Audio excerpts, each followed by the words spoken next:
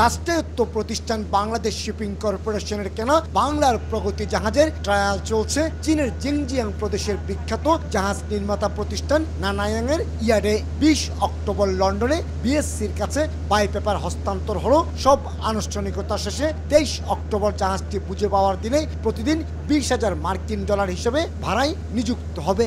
একইভাবে ডিসেম্বরের 5 তারিখের মধ্যে কার্গো পণ্য ভাড়ায় নেমে যাবে বাংলার নবযাত্রা নামের অপর জাহাজটি।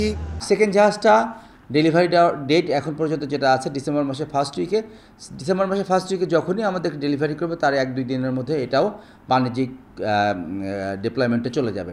তো এখন পর্যন্ত আমরা প্রথমটা যেটা পেয়েছি যে প্রায় পার ডে 3 মাসের জন্য চার্টারিং দিচ্ছি, পার ডে প্রায় অ্যারাউন্ড $20,000, যেটা সময়ের সাথে সাথে হয়তো আরও বৃদ্ধি পেতে পারে বলে আশা করছি।